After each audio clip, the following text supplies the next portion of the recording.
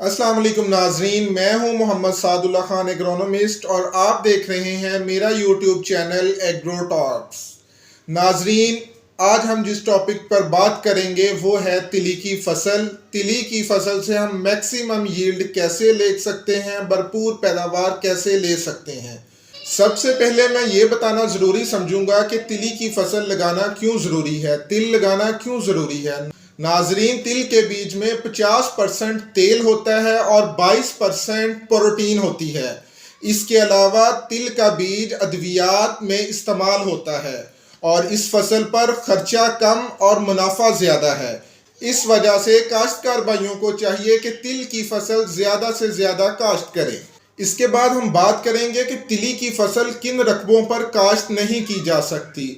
नाजरीन, तिली की फसल रेतले रकबे पर बिल्कुल काश्त नहीं की जा सकती। इसके अलावा ये फसल चिकनी मिट्टी में भी काश्त नहीं की जा सकती।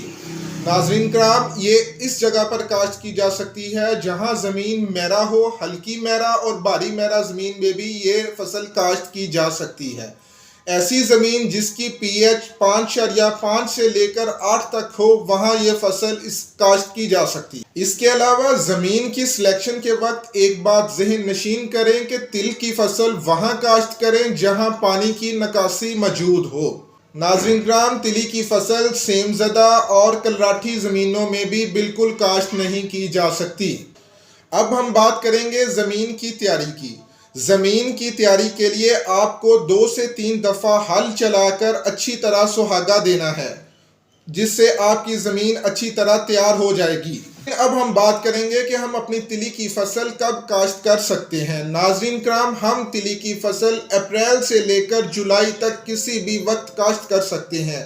अब हम काश्त के तरीके की बात करेंगे। तरवतर हालत में सिंगल रो ड्रिल से या स्मॉल ड्रिल से हम इसे काश्त कर सकते हैं। ड्रिल ना होने की सूरत में आप इसे केरा भी कर सकते हैं और अगर आपने ज़्यादा रकबे पर काश्त करना है तो आप गंदम वाली ड्रिल का इस्तेमाल कर सकते हैं, लेकिन उसका साइज, सुराख का साइज आपको कम करना पड़ेगा। इसके लिए आपको 2 किलोग्राम सीड और 6 किलोग्राम डीएपी फर्टिलाइजर डब्बे में डालकर सुराख कम करके आप ये फसल काश्त कर सकते हैं। काश्तकार भाइयों, एक बात जहन में रखनी है कि ड्रिल का सुराख बंद ना हो और सीड की बीज की जो गहराई है वो 1.5 इंच से 2 इंच तक हो। अगर आपके पास ड्रिल मैसर ना हो तो आप 3 किलोग्राम रेत लेकर या मट्टी लेकर उसमें 2 किलोग्राम बीज मिक्स करके खेत के लंबाई और फिर चौड़ाई के रुख छटा दे सकते हैं। इससे भी बेहतरीन पैदावार आ जाएगी। अब हम बात करेंगे हमें कौन सा बीज लगाना चाहिए। नाजरीन कराम, हमें 2 किलोग्राम पर एकड़ बीज लगाना चाहिए। TH06 बेहतरीन वैरायटी है, हमें ये बीज काश्त करना चाहिए। बीज को जहर लगाना बहुत ज़रूरी है। थायोफिनेट मिथाइल जहर बीज को लगाना चाहिए। ये जहर 2 ग्राम पर केजी बीज को लगाना चाहिए। मतलब 1 एकड़ के बीज के लिए आपको ये जहर 4 ग्राम लगाना पड़ेगा। 1 हफ्ते बाद जब उगाव मुकम्मल हो जाए तो उसके बाद आप छदराई करें और ऐसे पौधे जो कमज़ोर हैं उनको ज़मीन से निकाल दें। काश्तकार भाइयों, तिल की फसल को 4 पानी की ज़रूरत होती है। पहला पानी आपने उगाव से 15 से 20 दिन बाद लगाना है। दूसरा पानी पहले पानी से 15 दिन बाद और तीसरा पानी दूसरे पानी से 15 दिन बाद लगाना है। और आखिरी पानी काश्तकार भाइयों आपने फली बनते वक्त लगाना है। आबपाशी का ज़्यादा इन्हिसार मौसम पर होता है। अगर बारिश हो जाए तो आपको हो सकता है पानी ना लगाना पड़े और यहाँ तक कि आपको खेत से पानी निकालना भी पड़ सकता है।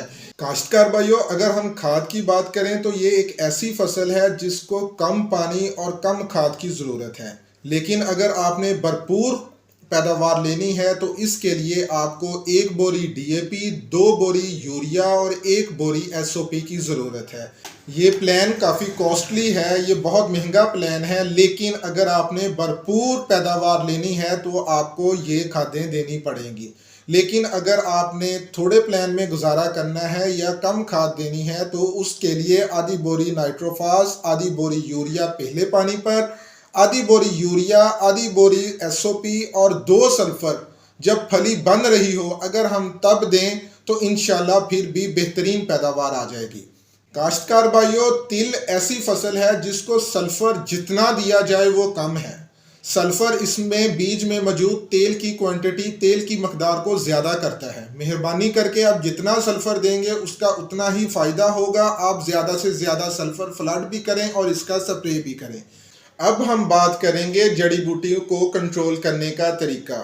काश्तकार भाइयों, चौड़े पत्ते वाली जड़ी बूटी तिल की फसल में कंट्रोल करने का किसी कंपनी के पास कोई हल मौजूद नहीं। चौड़े पत्ते वाली जड़ी बूटियों को हम कंट्रोल नहीं कर सकते।